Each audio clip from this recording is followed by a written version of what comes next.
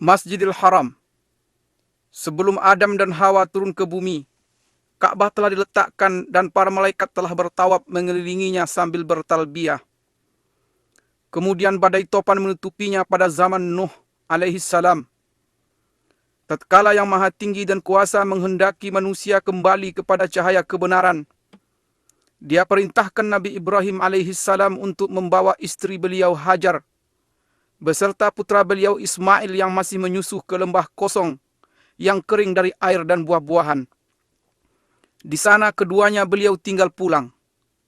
Sesampai di jalan beliau berdoa kepada Allah, "Wahai Rabb kami, sesungguhnya aku telah menempatkan sebahagian keturunanku di lembah yang tidak mempunyai tanam-tanaman di dekat rumah Engkau, Baitullah, yang dihormati. ربنا إني أسكنت من ذريتي بواد غير ذي زرع عند بيتك المحرم ربنا ليقيموا الصلاة فاجعل أفئدة من الناس تهوي إليهم وارزقهم من الثمرات لعلهم يشكرون." Ya Rabb, kami yang demikian itu agar mereka mendirikan salat, maka jadikanlah hati sebagian manusia cenderung kepada mereka, dan beri rezekilah mereka dari buah-buahan, mudah-mudahan mereka bersyukur. Sebagai pengabulan doa Nabi Ibrahim, terpancarlah air Zam-Zam, mata air suci untuk Ismail dan ibunya Hajar. Tatkala kabilah-kabilah mengetahui hal ini, mereka segera datang ke tempat air dan kesucian. Adapun Bani Al-Amalik, mereka menetap di atas bukit Qaiqu'an setelah mendapatkan izin dari Hajar alaihissalam. Ketika Ismail alaihissalam menginjak dewasa dan balik, ia dinikahkan dengan Imarah, putri kepala suku Bani Al-Amalik. Di saat kabilah Jurhum datang, tinggallah mereka di celah Al-Wad. Setelah beberapa tahun, Allah mengizinkan nabinya Ibrahim alaihissalam untuk berkunjung ke lembah tersebut di atas. Di sana beliau menanyakan tentang keadaan Ka'bah dan istri beliau. Dikarenakan beliau mendapat istri, anaknya tidak bijak dalam berkata-kata, maka beliau memerintahkannya untuk menyampaikan salam kepada suaminya tatkala pulang, dan memerintahkan agar sang suami merubah pintu gerbangnya. Ismail pun paham akan maksud perkataan ayahnya. Lantas beliau ceraikan wanita tersebut. Tatkala mendengar berita itu, Bani Jurhum segera mengejar kemuliaan pernikahan dengan Nabi Ismail alaihissalam. Dari pasangan inilah akhirnya terlahir kabilah-kabilah Arab yang paling terpandang. Allah menunjukkan kepada Nabi Ibrahim alaihissalam tempat didirikannya Ka'bah dan menentukan sudut-sudutnya. Allah Ta'ala berfirman yang artinya, وَإِذْ بَوَّأْنَا لِإِبْرَاهِيمَ مَكَانَ الْبَيْتِ أَلَّا تُشْرِكْ بِي شَيْئًا وَطَهِّرْ بَيْتِيَ لِلطَّائِفِينَ وَالْقَائِمِينَ وَالرُّكَّعِ السُّجُودِ. Dan ingatlah ketika kami memberikan tempat kepada Ibrahim di tempat Baitullah dengan mengatakan, "Janganlah kamu menyekutukan sesuatu pun dengan aku, dan sucikanlah rumahku ini bagi orang-orang yang tawaf, orang-orang yang beribadat, serta orang-orang yang rukuk dan sujud." Nabi Ibrahim dan Nabi Ismail alaihimassalam pun segera memperjelas batas-batas Ka'bah, mensucikan tempatnya dan mendirikan bangunan Ka'bah dari sudut Aswad ke rukun Syamali utara, di mana terletak Hajar Aswad sepanjang 32 hasta, dan dari rukun Yamani ke Hajar Aswad sepanjang 20 hasta dengan tinggi 7 hasta. Kemudian keduanya meletakkan Hajar Aswad pada tempatnya dan melakukan tawaf dengan berkeliling 7 putaran. Lantas mereka mulai mengajak manusia ke rumah pusaka ini untuk beribadah kepada Allah dan mensucikan diri dari dosa-dosa dunia. Jatuh hatilah umat manusia ke rumah Allah Baitullah ini dan mereka berlomba-lomba untuk mengunjunginya. Allah Ta'ala berfirman yang artinya, وَأَذِّن فِي النَّاسِ بِالْحَجِّ يَأْتُوكَ رِجَالًا وَعَلَى كُلِّ ضَامِرٍ يَأْتِينَ مِنْ كُلِّ فَجٍّ عَمِيقٍ. Dan berserulah kepada manusia untuk mengerjakan haji. Niscaya mereka akan datang kepadamu dengan berjalan kaki dan mengendarai unta yang kurus yang datang dari segenap penjuru yang jauh. Kemudian Nabi Ismail alaihissalam terus mengurusi Baitullah hingga beliau meninggal. Sepeninggal beliau, secara turun-menurun kabilah Jurhum mengurusinya. sampai banjir bandang menjebol bendungan Ma'arif di negeri Sabak pada abad ketiga Masehi, sehingga menghancurkannya dan memaksa kabilah Asad dan Khuza'ah untuk hijrah ke arah utara. Khuza'ah menetap di Mekah setelah mengalahkan Bani Jurhum dan mengusir mereka darinya. Lantas Amr bin Luhai merubah agama Allah yang lurus dan menggantikannya dengan penyembahan patung dan berhala, serta mewajibkan orang-orang yang haji berkorban untuknya.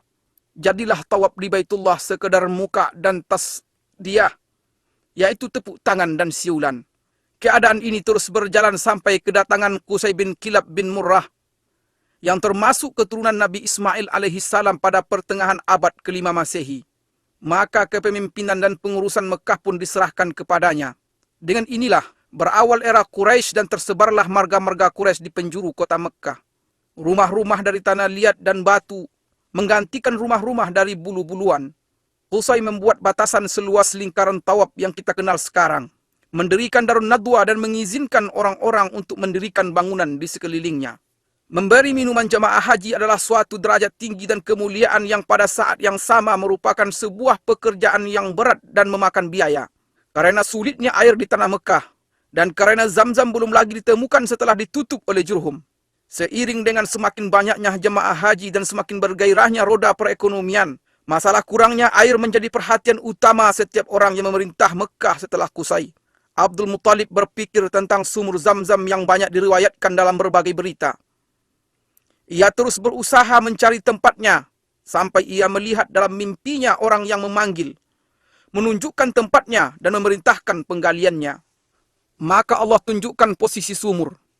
Dan bersamaan dengan hal ini banyak kafilah haji dan dagang yang bersegera mendatanginya, sehingga Mekah pun menjadi Ummul Qura, artinya induk desa-desa, dan pusat perdagangan yang tak tertandingi. Mekah menjadi titik temu jalur perdagangan antara Yaman dan Habsyah, Ethiopia dan sekitarnya di sebelah selatan, Persia dan Romawi di sebelah utara, India di sebelah timur, Mesir dan Afrika di sebelah barat. Mekah seolah-olah bersiap diri untuk menyambut Nabi yang paling mulia dan misi terakhir para Nabi. Rasul pilihan sallallahu alaihi wasallam lahir pada tahun Gajah 571 Masehi. Beliau tumbuh dan besar di tanah Mekah di sekitar Baitullah. Masyarakat mengenal beliau dan beliau mengenal mereka. Mereka menaruh kepercayaan terhadap beliau dan berlomba-lomba untuk merebut hati, persahabatan dan kedekatan dengan beliau. Kemudian beliau menikahi Ummul Mukminin Khadijah radhiyallahu anha. Selang beberapa tahun, mulailah perjalanan risalah dan tauhid di depan Gua Hira. Lahirlah umat Islam dan turunlah wahyu. Dengan nama Allah yang Maha Pengasih lagi Maha Penyayang.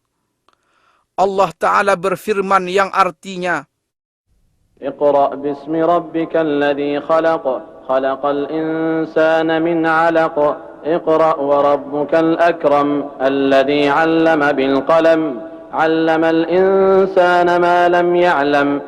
Bacalah dengan menyebut nama Rabbmu yang menciptakan. Dia telah menciptakan manusia dari segumpal darah. Bacalah, dan Rabbmu lah yang paling pemurah, yang mengajar manusia dengan perantaraan pena. Dia mengajarkan kepada manusia apa yang tidak diketahuinya. Mulailah cahaya dakwah di Mekah memenuhi relung hati bangsa Arab selama 13 tahun. Dan meluncurlah anak panah kedengkian pada Rasulullah SAW. Dakwah beliau dan para sahabat beliau, yang terkadang berwujud rayuan dan ada kalanya berbentuk ancaman, penyiksaan, embargo dan intimidasi. Allah pun mengizinkan Nabi SAW untuk berhijrah. Orang-orang musyrik bertekad untuk membunuh beliau. Mereka berkumpul di sekitar Baitullah pada malam hijrah. Mereka membuat tipu daya. Namun Allah juga membuat tipu daya, dan Allah adalah sebaik-baik yang bertipu daya. Allah Subhanahu wa Ta'ala berfirman yang artinya, وَجَعَلْنَا مِنْ بَيْنِ أَيْدِيهِمْ سَدًّا وَمِنْ خَلْفِهِمْ سَدًّا فَأَغْشَيْنَاهُمْ فَهُمْ لَا يُبْصِرُونَ.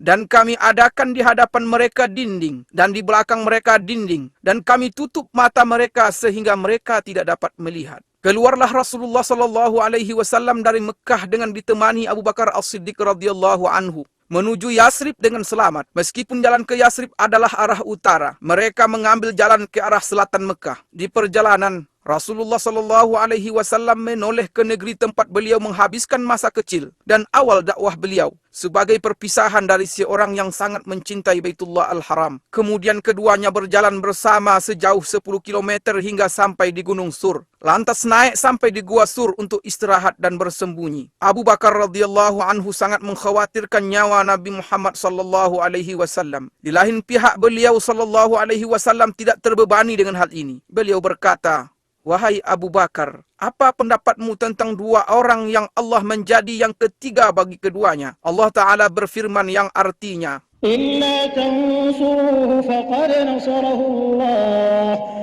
نصره الله إذ أخرجه الذين كفروا ثاني اثنين إذ هما في الغار إذ يقول لصاحبه لا تحزن إن الله معنا.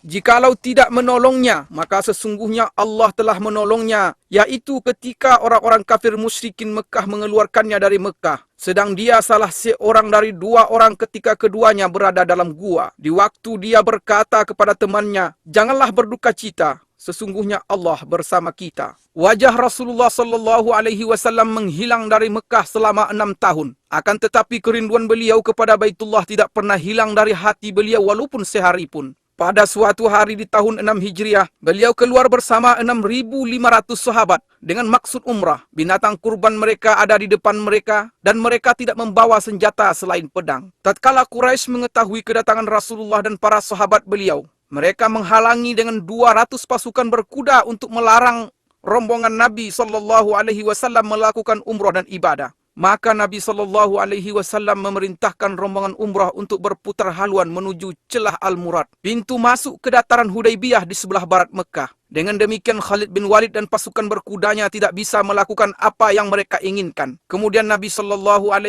mengirimkan utusan kepada Quraisy untuk meminta agar diizinkan umrah. Utusan ini kembali dengan terlambat dan diisukan bahwa mereka telah dibunuh agar tersebar desas-desus dan kekacauan. Maka di bawah pohon Ar-Ridwan di Hudaybiyah, penyeru kaum muslimin menyerukan kepada baiat Rasulullah SAW untuk memerangi Quraisy. Kala itu, gentarlah Quraisy dan mereka mengumumkan keinginan mereka untuk berdamai dengan kaum muslimin dengan syarat-syarat yang diterima oleh Rasulullah SAW. Akhirnya kaum muslimin pulang dengan perjanjian Hudaybiyah untuk melakukan umrah pada tahun yang akan datang. Pada tahun ke-8 Hijriah, Quraisy melanggar perjanjian. Maka Rasulullah SAW memerintahkan umat Islam untuk berangkat ke Mekah dalam 4 pasukan. 1 pasukan pembuka, 1 pasukan berputar dari arah bawah Mekah di sekitar Jabal Umar. Pasukan ketiga masuk dari arah barat melalui puncak Bukit Uaikan. Dan yang keempat berjalan sejajar dengan Jabal Hindi. Rasulullah SAW memerintahkan pemasangan bendera perang di perbatasan arah depan Masjidil Haram. Akan tetapi penaklukan Mekah berakhir tanpa perang dan Mekah pun kembali aman. Kembalilah para ahli ibadah melakukan rutinitasnya di Baitullah dan kembalilah generasi tauhid di Mekah. Patung dan berhala kesyirikan tumbang di segenap penjuru Mekah.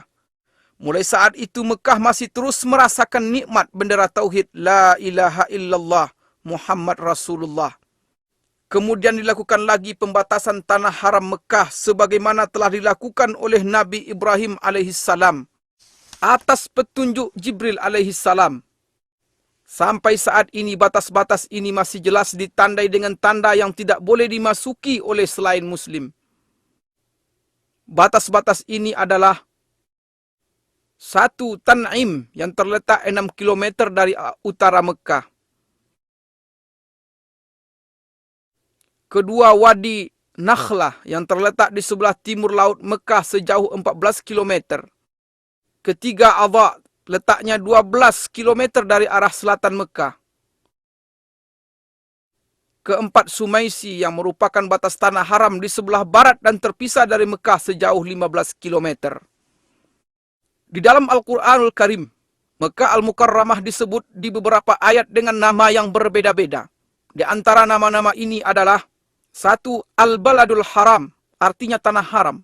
Allah Subhanahu wa Ta'ala berfirman yang artinya, "Aku hanya diperintahkan untuk menyembah Rabb negeri ini, yang telah menjadikannya haram dan kepunyaannya lah segala sesuatu." Kedua, Ummul Qura, artinya induk desa-desa. Allah Subhanahu wa taala berfirman yang artinya, dan ini Al-Qur'an adalah kitab yang telah kami turunkan yang diberkahi, membenarkan kitab-kitab yang diturunkan sebelumnya, dan agar kamu memberi peringatan kepada penduduk Ummul Qura. Yang ketiga, Al-Baladul Amin, artinya kota yang aman. Allah Subhanahu wa taala berfirman yang artinya, demi buah tin dan buah zaitun, dan demi bukit Sinai, dan demi bukit Sinai, dan demi kota Mekah ini yang aman. Yang keempat, Ma'ad, artinya tempat kembali. Allah Subhanahu wa taala berfirman yang artinya, sesungguhnya yang mewajibkan atasmu melaksanakan hukum-hukum Al-Qur'an benar-benar akan mengembalikan kamu ke tempat kembali. Yang kelima, Mekah. Allah Subhanahu wa taala berfirman yang artinya, dan dialah yang menahan tangan mereka dari membinasakan kamu dan menahan tangan kamu dari membinasakan mereka di tengah kota Mekah. Yang keenam, Bakkah. Allah Subhanahu wa taala berfirman yang artinya, sesungguhnya rumah yang mula-mula dibangun untuk tempat beribadah manusia ialah Baitullah yang di Bakkah, yang diberkahi dan menjadi petunjuk bagi semua manusia. Mekah pada awal era Saudi adalah percontohan untuk seni penataan kota di mana gang-gangnya yang sempit bertemu di Masjidil Haram, yang merupakan jantung dan ruhnya. Orang yang memperhatikan bisa dengan mudah menemukan pengaruh faktor cuaca terhadap penampilan Mekah Al-Mukarramah, dan bentuknya yang sesuai dengan bentuk lembah serta lereng gunung yang berdiri di atasnya, yang merupakan perpanjangan dari lembah Ibrahim, Tua, Fatah, dan bagian atas dari Wadi Muhassir. Kemudian, hubungan langsung antara cuaca dan arsitektur bangunan di Mekah tampak dengan jelas. Udara Mekah panas dan kering di sebagian besar musim. Derajat panasnya berkisar antara 30 hingga 45 derajat. Karenanya, jalan-jalan dibuat sempit meskipun gedung-gedungnya menjulang tinggi, agar orang-orang bisa berlindung di balik bayang-bayangnya sepanjang hari. Perluasan pertama Masjidil Haram dilakukan oleh Khalifah Umar bin Khattab pada tahun 17 Hijriah. Selanjutnya Utsman bin Affan pada tahun 18 Hijriah. Kemudian berturut-turut berbagai perluasan dan renovasi pada zaman yang berbeda-beda oleh Banu Umayyah, Bani Abbasiyah, Turki Utsmani, dan dinasti Saudi.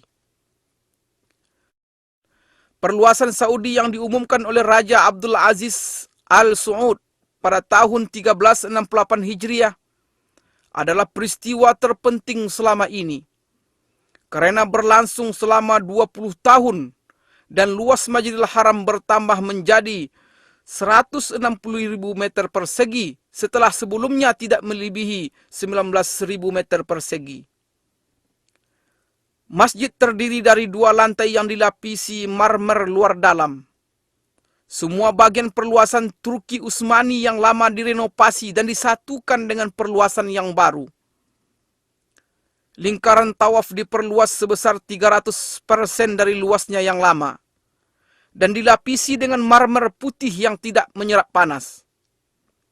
Pintu-pintu masuk sumur Zam-Zam dipindahkan, dan pintu Ka'bah yang mulia diganti dengan pintu berlapiskan emas murni yang beratnya mencapai 286 kg. Perluasan juga mencakup Mas'a di antara Safa dan Marwah yang dibangun 2 tingkat. Pelayan 2 tanah haram Raja Fahad bin Abdul Aziz menambahkan beberapa tambahan penting dalam perluasan ini, yang mencakup pembangunan 6 jembatan di Mas'a dan sejumlah tangga listrik bergerak yang digunakan untuk naik ke tingkat atas. Juga perbaikan bagian atas masjid agar bisa digunakan untuk sholat dalam keadaan darurat. Pada masa ini, di mana jumlah umat Islam mencapai 1 miliar jiwa dan transportasi begitu mudah bagi jutaan di antara mereka, perluasan Masjidil Haram dan Masjid Nabawi memiliki arti penting yang tidak ada tandingannya sepanjang sejarah. Perluasan yang dilakukan pelayan 2 tanah haram Raja Fahad bin Abdul Aziz adalah jawaban langsung dalam menyambut jumlah jamaah haji yang terus bertambah. Maka pada tanggal 2 Safar 1409 Hijriah, pelayan 2 tanah haram meletakkan batu pertama proyek perluasan Masjidil Haram di Mekah Al-Mukarramah dengan anggaran sebesar 6,8 miliar rial Saudi dan mencakup halaman Suq Saghir, yaitu pasar kecil di sebelah barat masjid. Desainnya dibuat melengkapi masjid yang sekarang dari segi eksterior dan bentuk arsitektur secara umum. Bangunan perluasan ini meliputi 1 pintu gerbang utama, 14 pintu kecil ditambah pintu-pintu masuk yang ada sekarang. Juga 2 buah menara setinggi 180 meter yang desainnya menyerupai 7 menara yang lain. Ditambah lagi pembangunan 2 bangunan untuk eskalator. 1 di arah selatan dan 1 lagi di utara, untuk memudahkan jemaah haji dan jemaah salat. Halaman yang mengelilingi Masjidil Haram disiapkan sedemikian rupa dan berlantaikan marmer putih yang memantulkan panas. Dengan demikian Masjidil Haram bisa memuat hampir 1 juta orang.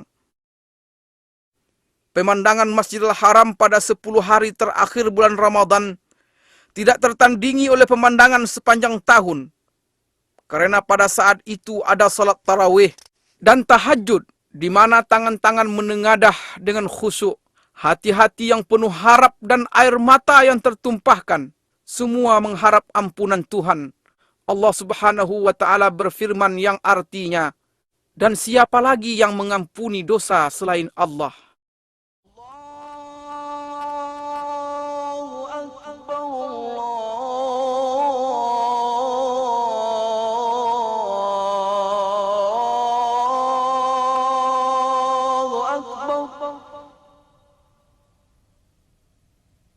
أشهد أن لا إله إلا الله.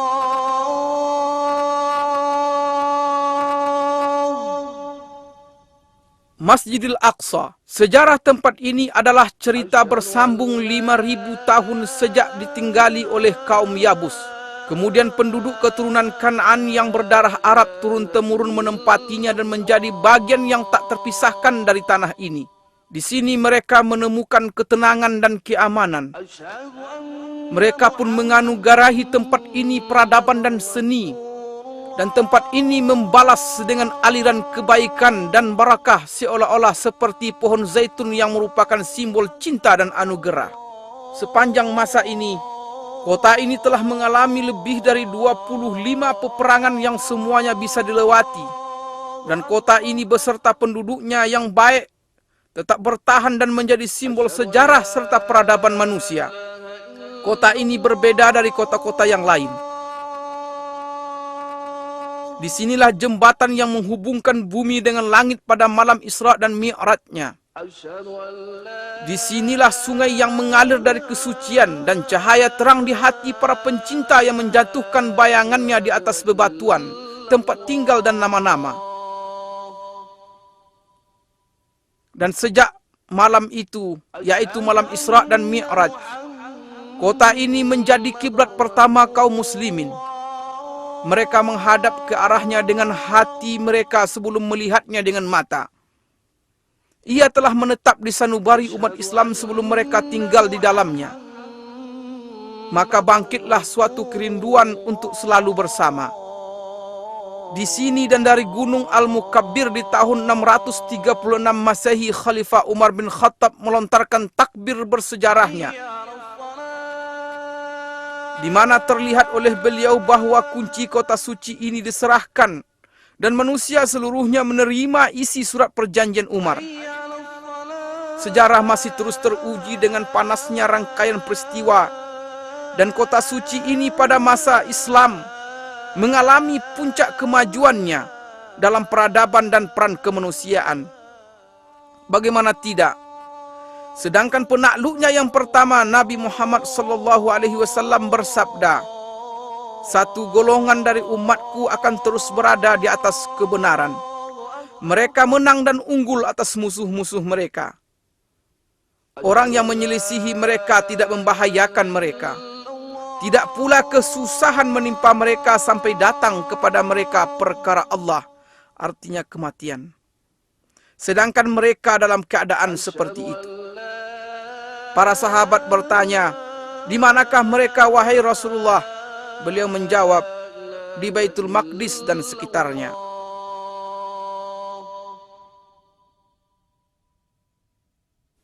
Al-Aqsa atau Tanah Kudus yang mulia, luasnya mencapai 146, dan ini mencakup semua bagian yang terletak di dalam pagar Masjidil Aqsa yang diberkahi. Di dalamnya terdapat banyak jalanan dan tenda-tenda yang didirikan oleh para raja dan gubernur, serta banyak jalan air, dan yang paling terkenal jalan air Qaitbay, serta lebih dari 25 sumur air tawar. Ini adalah Masjidil Aqsa yang dirancang oleh Khalifah Umar bin Khattab. Adapun dengan bentuknya yang sekarang, Masjidil Aqsa dibangun oleh Khalifah Abdul Malik bin Marwan dan diselesaikan oleh putranya Khalifah Al-Walid bin Abdul Malik pada tahun 705 Masehi. Dahulu, Masjidil Aqsa diterangi dengan 1.700 lampu. Orang-orang yang tak bisa mengunjunginya mengirimkan minyak untuk menghidupkan lampu-lampu ini.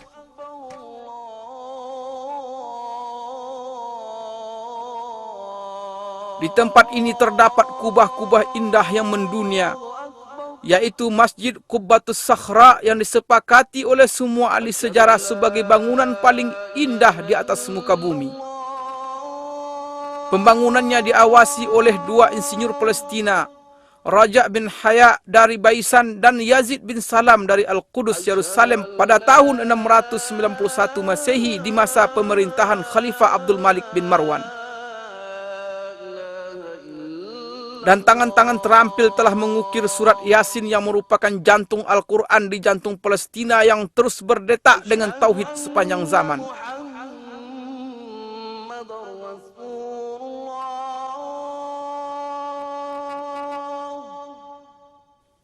Masjidil Aqsa memiliki 10 pintu. Dan kota Al-Qudus yang sekarang disebut dengan Al-Baldah Al-Qadimah, artinya kota lama, memiliki 7 pintu. Ini di luar beberapa pintu masjid dan pintu kota yang ditutup. Pagar kota Al-Qudus yang bersejarah telah dicoba diruntuhkan lebih dari 17 kali, namun selalu bisa segera tegak kembali. Renovasi terakhir dilakukan pada masa Sultan Sulaiman Al-Qanuni di tahun 1536 Masehi. Al-Qudus dikelilingi oleh 4 menara tinggi dan 34 menara biasa. Di sini, di setiap jengkal dan pojok terdapat barakah, ketinggian dan keindahan menara-menara yang ramah dengan panggilan langit. Kubah-kubah yang tersohor di jalan-jalan ketinggian. Mihrab-mihrab yang salat di dalamnya tidak menunjukkan selain kesucian. Dan tempat-tempat duduk yang mengingatkan kepada orang-orang berbudi. Pada tanggal 30 Juli 1980 Masehi, Perdana Menteri Israel dengan kesepakatan partainya mengeluarkan keputusan menjadikan Al-Qudus sebagai ibu kota Israel untuk selamanya. سندافع عن المدينة الثالثة في الإسلام بكل ما تستطيع ولن تبخل عليها بدم.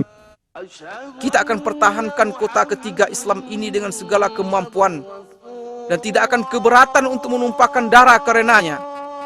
Di saat umat Islam kehilangan ingatan, saat itulah Al-Qudus akan hilang. Dahulu selama 100 tahun Masjidil Aqsa dirubah menjadi perkantoran. Masjid Qubbatus Sakhra dirubah menjadi gereja. Musalla Al-Marwani menjadi kandang kuda. Suara azan tak terdengar lagi. Hingga Allah berkehendak menyiapkan orang yang mengeluarkan kota yang berharga ini dari kotoran, kelaliman dan penjajahan. Datanglah Salahuddin Al-Ayyubi memasuki Al-Qudus setelah perang Hittin pada tahun 1187 Masehi dengan mengangkat bendera tauhid untuk bersujud, dan bersujud bersamanya pasukan penakluk yang berjaya mengalahkan berbagai rintangan yang telah menghalangi junjungan kita Nabi Muhammad SAW dan kejayaan beliau.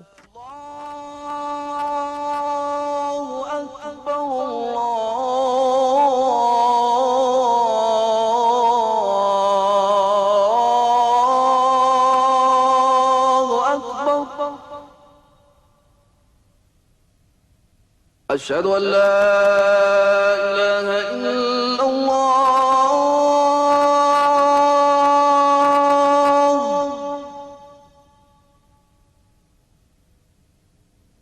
أشهد أن لا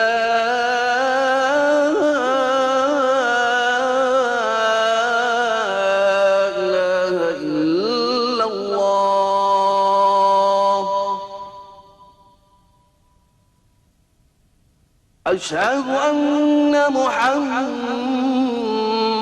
رسول الله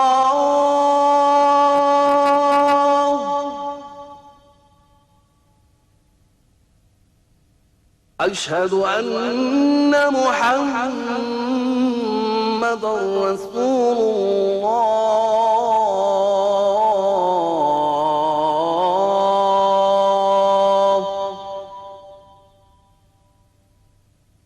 حي على الصلاة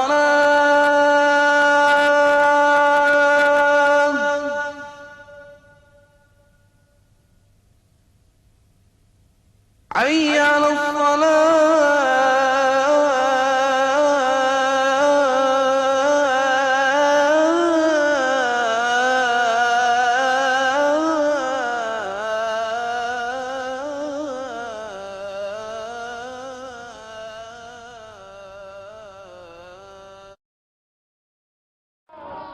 Kota Madinah di antara sejarah dan kemajuan.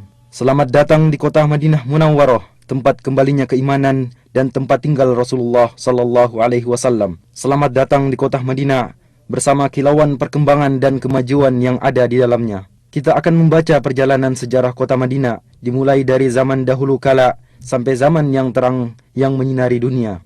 Nun jauh di sana, di masa generasi keempat dari keturunan Rasulullah Nuh alaihi salam, sebuah gerombolan dari negeri Babil keluar untuk mencari tempat pemukiman baru, yang pada akhirnya mereka mendapatkan sebuah lahan subur yang terlindung oleh gunung-gunung dan bebatuan gunung berapi yang ada di sekitarnya. Kemudian mereka menetap di tempat itu. Kemudian mereka membangun sebuah perkampungan kecil yang dinamakan dengan nama pemimpin mereka, Yathrib. Maka berkembanglah Yathrib. Beberapa riwayat menyebutkan bahwa penduduk kaum Amalik, keturunan dari Nabi Nuh alaihissalam, telah bertempat tinggal di sana pada abad ke-23 sebelum hijrah, serta menyebutkan bahwa Madinah terikat hubungan dengan kerajaan Ma'iniyah pada abad ke-12 sebelum hijrah. Beberapa relief yang berhasil ditemukan menunjukkan bahwa pada abad ke-11 sebelum hijrah, Yathrib selama 10 tahun berada di bawah kekuasaan Raja Babylon Nabonid yang bertempat tinggal di Taima. Dan pada abad ke-5 sebelum hijrah, kaum Yahudi yang telah diporak-porandakan oleh Romawi berdatangan ke sana. Dan pada abad ke-3 sebelum hijrah, suku Aus dan Khazraj pada berdatangan dari Yaman dan juga ikut menetap di Yathrib. Dan sepanjang abad yang lalu, berdatangan pula beberapa suku yang berdekatan, baik dengan berombongan ataupun secara perorangan. Maka terbentuklah sebuah masyarakat yang beraneka ragam, sebuah masyarakat petani yang ulet. Perkebunan kurma, ladang sayuran, dan buah-buahan mulai tersebar di seluruh penjuru Yathrib.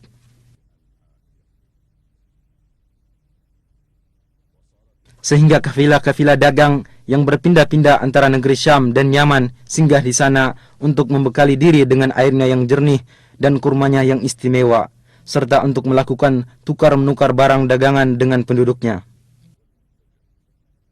Dan pada tahun 120 sebelum hijrah terjadi sebuah peperangan antara suku Aus dan Khazraj yang semua itu tidak lepas dari muslihat dan tipu daya kaum Yahudi.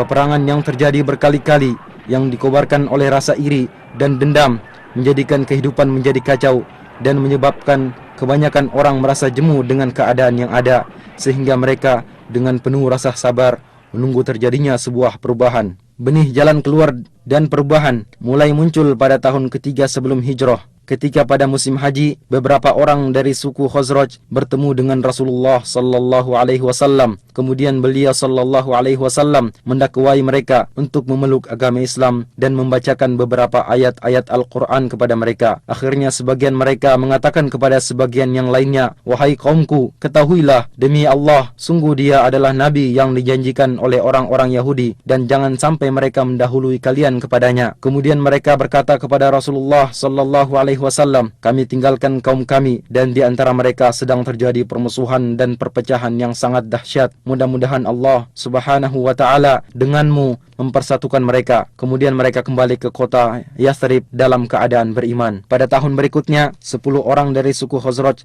dan 2 orang dari suku Aus berjumpa dengan Rasulullah sallallahu alaihi wasallam. Kemudian mereka menyatakan keislaman dan membaiat Rasulullah baiat Aqabah pertama. Rasulullah sallallahu alaihi wasallam mengutus Mus'ab ibnu Umair bersama mereka untuk mendakwai penduduk Yathrib baik di rumah-rumah mereka atau di perkebunan untuk memeluk agama Islam. Dan akhirnya berkat usahanya sebagian mereka mendapatkan hidayah, di antaranya sebagian pemimpin suku Aus dan Khazraj. Pada musim haji berikutnya 70 orang berangkat menemui Rasulullah sallallahu alaihi wasallam untuk membayat beliau pada baiat Aqabah kedua. Mereka mengajak Rasulullah sallallahu alaihi wasallam dan para sahabatnya untuk berhijrah dari Mekkah ke Madinah untuk bersama-sama membangun masyarakat Islam pertama.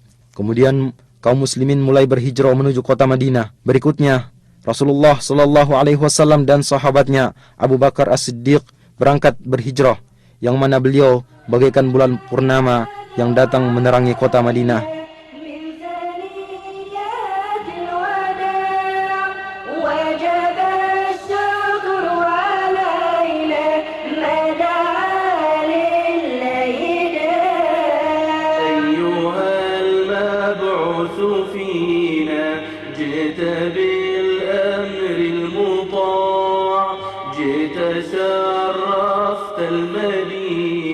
Dan mulailah perubahan besar dalam sejarah.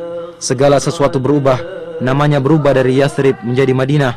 Di samping itu, dia juga masih memiliki nama-nama lain yang menunjukkan akan kedudukannya yang agung, seperti Thayyibah, Thabah, dan Ad-Dar. Keyakinan manusia berubah dari pengagungan terhadap berhala menjadi Islam. Masjid Nabawi menjadi pusat bimbingan dan pemerintahan. Pasukan-pasukan perang dikirim untuk memberantas kesyirikan dan menegakkan kalimat tauhid.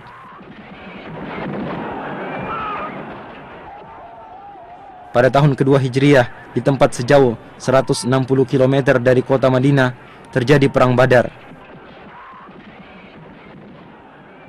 Kaum musyrikin berhasil dikalahkan, bahkan pembesar dan pemimpin mereka terbunuh, sehingga menimbulkan niat dari mereka untuk membalas dendam. Dan pada bulan Syawal tahun ketiga Hijriah, mereka menuju ke kota Madinah. Kedua belah pihak bertempur di bawah gunung Uhud. Kaum muslimin berperang dengan gagah berani. 70 orang dari mereka gugur syahid, di antaranya Hamzah paman Rasulullah sallallahu alaihi wasallam. Dan akhirnya kaum musyrikin mundur dan kembali ke kota Mekkah. Dan pengiriman pasukan dan peperangan yang terus-menerus menyebabkan kaum musyrikin tersakiti, sehingga suku Quraisy bersekutu dengan suku musyrikin lainnya. Dan pada tahun kelima Hijriah, mereka kembali berangkat menuju ke kota Madinah dengan harapan mampu menghancurkan masyarakat Islam.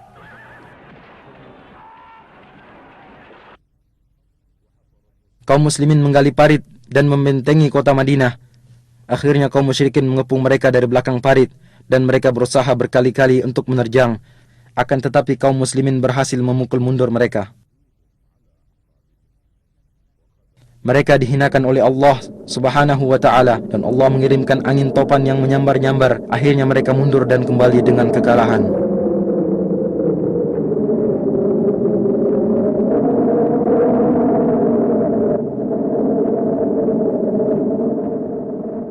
Sepanjang masa Nabi sallallahu alaihi wasallam, kemudian zaman Khulafaur Rasyidin, Madinah merupakan ibu kota negara Islam yang luas.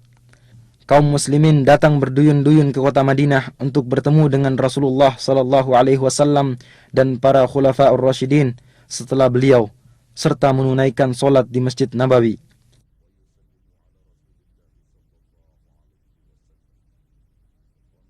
Bersamaan dengan bertambahnya masyarakat Islam, maka dirasakan perlunya perluasan Masjid Nabawi. Pada tahun ke-7 Hijriah, Rasulullah sallallahu alaihi wasallam melakukan perluasan masjid untuk pertama kalinya. Kemudian pada tahun ke-17 Hijriah, Khalifah Umar ibn Khattab melakukan perluasan dengan merenovasi bangunan seperti bentuknya semula.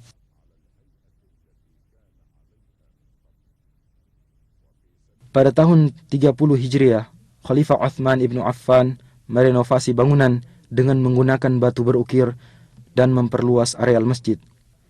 Dan di Masjid Nabawi diatur pasukan-pasukan untuk berdakwah dan membuka wilayah. Maka agama Allah menyebar di segenap penjuru Jazirah Arab dan di Syam, Irak, Mesir, serta bagian utara benua Afrika.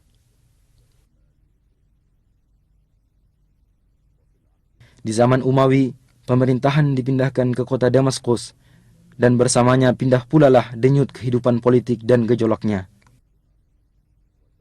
Madinah telah menjadi sebuah wilayah pemerintahan yang tenang. Ladang dan perkebunan semakin banyak, sampai-sampai terlihat di sekitar Wadi Aqiq tiada lagi tempat untuk bangunan. Keadaan terus berjalan seperti ini sampai pertengahan dinasti Abbasiyah, di mana pada permulaannya muncul Imam Malik ibnu Anas rahimahullah. Kemudian banyak orang dari berbagai penjuru datang untuk belajar di majelisnya, di antaranya Imam Asy-Syafi'i rahimahullahu ta'ala.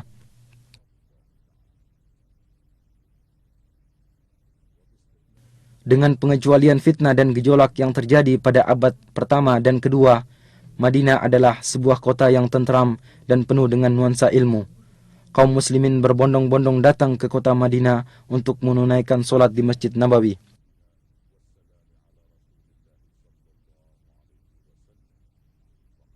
Khalifah Al-Mahdi memerintahkan agar diadakan perluasan Masjid Nabawi dan mempertahankan bangunan lama. Dan pada abad ketiga Hijriah, mulailah muncul kemerosotan dalam berbagai aspek kehidupan, di mana bangunan-bangunan berkurang, istana-istana yang terletak di Aqiq mulai ditinggalkan, dan keamanan menjadi kacau. Sering terjadi perampasan terhadap kafilah-kafilah dagang. Kota Madinah menyusut hingga terbatas dalam pagar kota yang dibangun pertama kali pada tahun 263 Hijriah. Beberapa kali pagar kota dibangun dan diperluas hingga mencakup perluasan kota yang masih sangat terbatas. Demikianlah keadaan kota Madinah yang mengalami masa pasang surutnya hingga abad ke-10 Hijriah. Pada tahun 578 Hijriah, di saat perang salib sedang berkecamuk, salah seorang pemimpin salib yang bernama Arnaud mengirimkan sebuah pasukan dengan menggunakan kapal. Mereka bersembunyi-sembunyi menuju ke Laut Merah, kemudian mendarat di Yambo, kemudian menuju ke kota Madinah. Maka pasukan Salahuddin Al-Ayyubi rahimahullah mengejar mereka dan akhirnya berhasil menghadang mereka dalam jarak perjalanan 1 malam dari kota Madinah. Sebagian besar dari mereka berhasil dibunuh dan yang lainnya ditawan, dan Allah masih tetap menjaga kota Madinah dari kejahatan mereka. Pada tanggal 5 Rajab tahun 654 Hijriah, sebuah gunung besar yang terletak di sebelah timur kota Madinah meletus dan mengalirkan sebuah sungai lahar ke arah barat menuju ke kota Madinah, lalu dengan takdir Allah Ta'ala menyimpang ke arah utara. Gunung tersebut terus memuntahkan laharnya sekitar 3 bulan lamanya. Pada tahun 886 Hijriah, kobaran api yang disebabkan oleh sambaran petir melahap bangunan Masjid Nabawi dan menghancurkan sebagian besar dari bangunan masjid, akan tetapi kamar Nabi selamat dari lalapan api. Kemudian atas dana dari Sultan Qutbai, bangunan Masjid Nabawi dikembalikan lagi. Sebagaimana juga dibangun beberapa sekolahan dan tempat-tempat belajar mengaji yang mengumpulkan ulama, para penuntut ilmu, dan orang-orang yang tinggal berdekatan. Pada abad ke-10 Hijriah, kota Madinah mulai dikuasai oleh dinasti Utsmani yang berlangsung selama 4 abad, yang di sela-selanya kota Madinah menyaksikan berbagai kejadian yang bermacam-macam, di antaranya yang paling besar, pembaharuan pagar kota dan dibangunnya sebuah benteng yang kokoh lagi luas, dan ditugaskannya beberapa satuan pasukan guna menjaga keamanan. Dan sungguh penduduk Madinah telah mendapatkan manfaat dari hal tersebut. Keamanan terjaga, perampokan kafilah dagang menjadi berkurang. Kemudian mulailah kepemimpinan melemah dan terjadi perebutan kekuasaan antara panglima pemerintahan. Akibatnya keamanan menjadi kacau, perampokan kafilah-kafilah dagang kembali terjadi, bahkan sampai terjadi di perbatasan kota Madinah. Di dalam kota Madinah sendiri terjadi kekacauan dan perpecahan, walau akhirnya berhasil diselesaikan. Pada tahun 1220 Hijriah, penduduk Madinah memberikan baiatnya kepada para da'i-da'i pembawa perbaikan dan bergabung dengan kerajaan Saudi pertama, dan selama 6 tahun mereka hidup penuh dengan rasa aman dan tentram. Kemudian Tulun Basha bin Muhammad Ali Basha berhasil merebut kota Madinah, yang kemudian mengembalikannya lagi kepada kerajaan Utsmaniyah.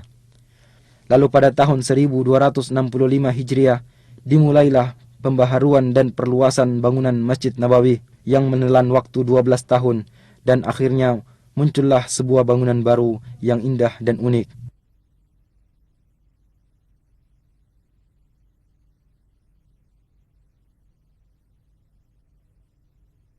Pada tahun 1318 Hijriah, kota Madinah dihubungkan dengan kota Istanbul melalui sebuah stasiun radio yang besar dan kuat, serta mampu berhubungan dengan stasiun-stasiun radio lainnya. Dan pada tahun 1326 Hijriah, selesai dibangun jalur rel kereta api yang membentang dari kota Damaskus sampai ke kota Madinah, sehingga mengakibatkan terjadinya perubahan besar dalam kehidupan ekonomi, sosial, dan pembangunan. Jumlah penduduk meningkat dari 10.000 menjadi 80.000. Kegiatan dagang berkembang pesat dan kekayaan melimpah.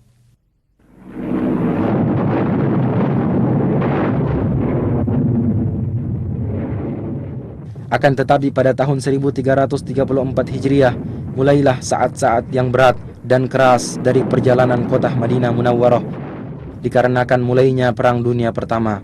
Pemimpin pasukan Utsmaniyah Fakhri Basha mengerahkan pasukan dalam jumlah besar di dalam kota Madinah dan di sekitarnya, serta membangun benteng-benteng di sekelilingnya. Pasukan Asy-Syarif Hussein beserta sekutunya mengadakan perlawanan guna menguasai kota Madinah dan membujuk penduduk Madinah untuk keluar dari Madinah, dan sebagian besar dari yang tersisa dipaksa untuk berhijrah, sehingga rumah-rumah dan perkampungan menjadi kosong dari penghuninya. Selama 3 tahun, orang-orang yang masih menetap tinggal di dalamnya diblokade, sehingga mereka mengalami kelaparan dan kekurangan pangan. Penderitaan ini berhenti dengan runtuhnya dinasti Utsmaniyah dan keluarnya pasukan Utsmaniyah dari kota Madinah pada tahun 1337 Hijriah. Dan orang-orang Bani Hashim menerima tampuk kepemimpinan atas kota Madinah. Maka selang beberapa waktu, kota Madinah kembali memulai sebagian gerak kehidupannya. Madinah menjadi sebuah negeri yang kecil, penduduknya tidak lebih dari 15.000 jiwa. Kemudian muncul kembali kekacauan dan perpecahan, serta kepemimpinan mulai melemah, terutama setelah terjadi bentrokan antara orang-orang Bani Hashim dengan pasukan kerajaan Saudi di tempat yang jaraknya tidak seberapa jauh dari kota Madinah. Jalan satu-satunya untuk keluar dari penderitaan adalah jalan At-Tauhid, jalan yang dipimpin oleh Raja Abdul Aziz Ibnu Abdurrahman Ali Saud, serta menyatukan kekuatan negeri yang terpisah-pisah di bawah sebuah kerajaan yang besar dan kuat. Dan pada tanggal 19 bulan Jumadil Ula tahun 1344 Hijriah, utusan dari kota Madinah mengumandangkan baiat kepada Raja Abdul Aziz. Maka ini adalah titik awal dari perjalanan baru dan kejayaan dari sejarah kota Al-Madinah Al-Munawwarah zaman sekarang, masa-masa tentram, kemajuan serta keberhasilan. Pada tanggal 23 bulan Rabiul Awal tahun 1345 Hijriah, Raja Abdul Aziz berkunjung ke Madinah dan bertatap muka dengan penduduk dan utusan-utusan dari kabilah-kabilah yang berdekatan. Dan pada tahun 1370 Hijriah, Raja Abdul Aziz memerintahkan untuk diadakan perluasan Saudi pertama. Maka dibelilah tanah-tanah di sekitar masjid dan serambi bagian utara dihancurkan. Kemudian dibangun kembali dan masjid diperluas lebih dari 6.000 meter persegi.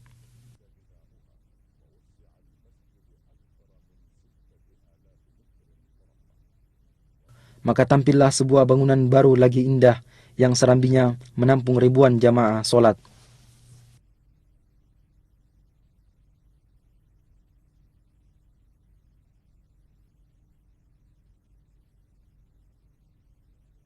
Pembangunan mencakup areal yang luas, sehingga luas kota Madinah menjadi berlipat ganda. Tempat-tempat pendidikan pada berbagai jenjang bertambah jumlahnya. Dan pada tahun 1381 Hijriah, dibukalah Universitas Islam Madinah dan mulai menerima anak-anak berbagai negeri Islam dalam jumlah yang cukup banyak guna belajar ilmu-ilmu Islam dan bahasa Arab di sana. Sebagaimana dibukanya cabang-cabang dan fakultas-fakultas di bawah Universitas Raja Abdul Aziz dan Universitas Islam Raja Muhammad Ibnu Saud. Dan di Madinah diterbitkan sebuah majalah untuk pengetahuan umum yang bernama Al-Manhal. Kemudian diikuti oleh harian Al-Madinah Al-Munawwarah dan gerakan menuju pengetahuan umum berkembang pesat.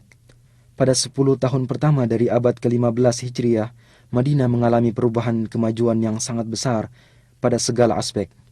Khadimul Haramain Asy-Syarifain Raja Fahd memerintahkan untuk dibentuk sebuah tim khusus yang terdiri dari beberapa menteri guna pembangunan dan pengembangan kota Madinah.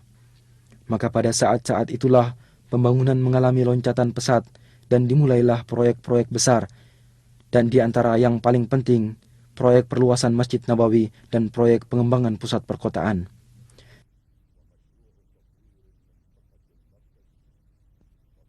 Dan pada tanggal 15 bulan Safar tahun 1405 Hijriah, Khadimul Haramain Asy-Syarifain meletakkan batu pertama untuk proyek tersebut, maka dimulailah pekerjaan pembangunan besar ini. Satu daerah pemukiman penduduk yang berada di sekitar masjid dibebaskan dan para pemilik gedung-gedung diberikan uang ganti rugi dengan penuh, bangunan-bangunannya dimusnahkan. Lalu mulailah penggalian pondasi yang dalam dan pemancangan tiang-tiang besar, yang akhirnya sedikit demi sedikit pembangunan masjid ini dapat diselesaikan. Selama 9 tahun, pekerjaan berjalan siang dan malam, tanpa harus mengganggu pelaksanaan ibadah solat di Masjid Nabawi tersebut. Dan bimbingan serta pengawasan dari Pangeran Abdul Majid Ibnu Abdul Aziz, Gubernur Madinah, memiliki peranan besar dalam pelaksanaan proyek ini secara mendetail. Akhirnya pembangunan selesai dan diresmikan oleh Khadimul Haramain Raja Fahad Ibnu Abdul Aziz pada tahun 1414 Hijriah. Bentuk pembangunan baru ini adalah dengan memperluas bangunan lama sebesar 73.000 meter persegi. Adapun atapnya dirancang sedemikian rupa agar serambi dan ruangannya mampu menampung ribuan jamaah solat. Kemudian di bawah pelataran dibangunlah tempat parkir bagi kendaraan yang mampu menampung 5.000 kendaraan roda 4. Dan di tempat yang terletak sejauh 7 km dari masjid juga dibangun sebuah pusat pendingin udara, di mana melalui pipa besar udara dingin dihantarkan ke Masjid Nabawi. Sungguh Masjid Nabawi telah menjadi sebuah bangunan yang istimewa, di mana di dalamnya para peziarah akan menikmati saat-saat beribadah yang tenang dan menyenangkan. ذلك فضل الله يؤتيه من يشاء والله ذو الفضل العظيم. Sebuah proyek besar lain, yaitu proyek pengembangan pusat kota, mengiringi perluasan Masjid Nabawi ini. Proyek ini dirancang dengan cermat dan terpadu, dan luasnya mencakup 2,5 juta meter persegi, separuhnya untuk bangunan dan separuh lainnya untuk pertamanan, jalan, trotoar, kuburan baki, dan tempat-tempat pelayanan. Dan dengan cepat telah bermunculan pula komplek-komplek besar untuk perumahan dan pertokoan yang masing-masing bangunan terdiri dari ratusan apartemen dan kamar penginapan serta ratusan pertokoan yang dibangun dengan desain terbaru. Demikianlah seakan-akan sebuah kota yang dibangun dengan rancangan arsitek dan peralatan modern mengitari Masjid Nabawi. Setiap orang akan merasakan kehidupan yang menyenangkan dan pelayanan yang lengkap.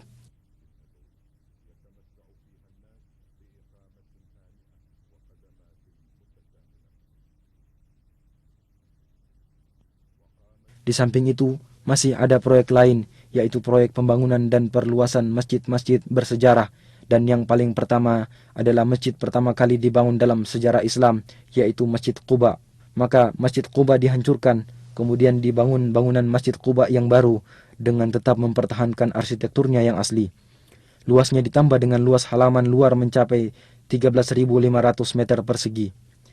Daerah sekitarnya diatur sedemikian rupa, sehingga dalam bentuknya yang baru, Masjid Quba menampakkan ciri khasnya tersendiri.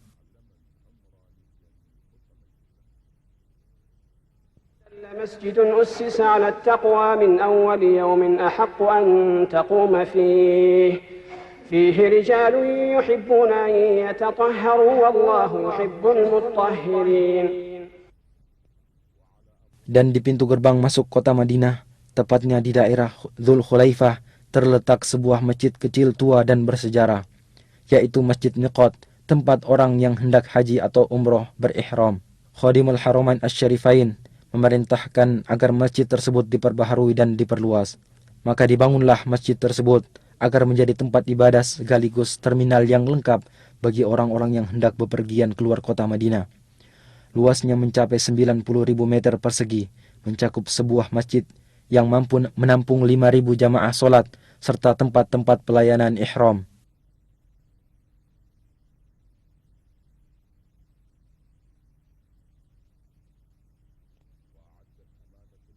Dinas Tata Kota Madinah membuat perencanaan kota yang membagi kota atas 3 lapis lingkaran. Pada setiap perkampungan dibangun taman-taman agar Madinah tetap subur dan hijau. Keanggunan model yang melengkapi keagungan isi akan semakin menampakkan norma-norma keimanan yang diemban oleh kota ini sepanjang sejarah. Sementara itu, orang yang bertempat tinggal di dalamnya atau berziarah ke sana akan mendapatkan manisnya iman, tempat tinggal yang tenteram, serta ketenangan jiwa. Dan di antara tanda-tanda kemajuan yang menunjukkan akan ciri khas kepribadian sejarah serta norma-norma keimanan Madinah Munawwarah, percetakan kitab suci Al-Quran, markaz ilmu, dan percetakan terbesar di dunia yang dikhususkan untuk pelayanan Al-Quranul Karim. Tergabung di dalam percetakan